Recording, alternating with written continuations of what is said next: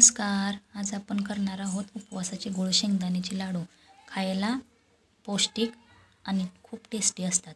त्याचबरोबर हेल्दी पण खूप असतात. एकदम कमी साहित्यात आपण करणार आहोत. फक्त हे लाडू गूळ आणि शेंगदाण्यापासून बनलेले असतात. रेसिपी आवडल्यास शेअर करा, लाईक करा आणि सबस्क्राईब करायला विसरू नका. बघा, त्यासाठी मी ते अर्धा किलो शेंगदाणे घेतलेले आहेत. चांगले शेंगदाणे आहेत आणि ते पाव किलो गूळ घेतलेला आहे. हे बघा, आपल्याला शेंगदाणे चांगले भाजून घ्यायचे आहेत. मीडियम गॅसवरच भाजायचे. जास्त मोठा गॅस करायचा नाही, कारण की मोठा गॅस केला की वरूनच करपतात आणि शेंगदाणे चांगले भाजले जात नाहीत. म्हणून मीडियम गॅसवर चांगले भाजून घ्यायचे. खरपूस असे लाडू एकदम छान होतात.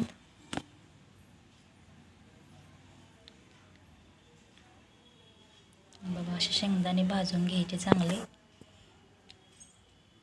लाडू खायला एकदम मस्त असे लागतात, खूप टेस्टी असतात. लहान मुलांसाठी गोड शेंगदाण्याचे लाडू एकदम हेल्दी असतात आणि पौष्टिक पण असतात. लहान मुले आवडीने खातात असे लाडू गोड शेंगदाण्याचे म्हटले की. बघा, असे मी शेंगदाणे भाजून घेतलेले आहेत. आता एक गार झाल्यानंतर आपण सहज हाताने चोळून वरची जेवढी सहजासहजी निघतील तेवढी वरची त्याची साले काढून घ्यायची आहेत. जास्त नाही काढले तरी चालतील. भाजल्यानंतर सहज चोळले की निघतात, त्यामुळे थोडे थोडे काढून घ्यायचे.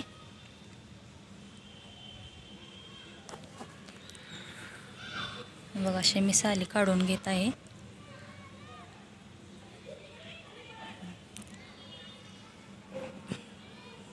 आता हे आपल्याला मिक्सरमध्ये बारीक करून घ्यायचं आहे.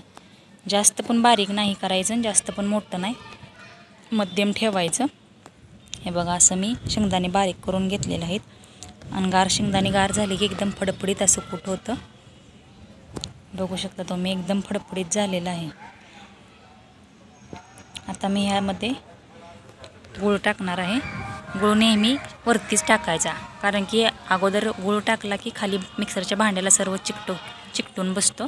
त्यामुळे शेंगदाण्याच्या वरती गूळ टाकायचा. हे बघा, असं मी बारीक करून घेतलेलं आहे. एका परातीत मी काढून घेते. हे बघा, असं एकदम फडफडीत कूट झालेलं आहे. आपण आता ह्याचे लाडू बांधायचे आहेत. हे बघा, असे छोटे छोटे लाडू, जास्त पण मोठे नाहीत बांधायचे. छोटे छोटे म्हणजे मुले पटकन खाऊन टाकतात.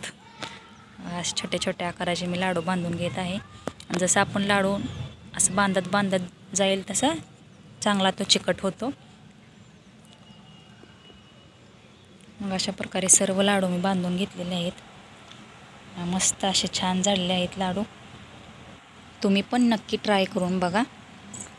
आता भेटूया पुढच्या रेसिपीत. तोपर्यंत धन्यवाद.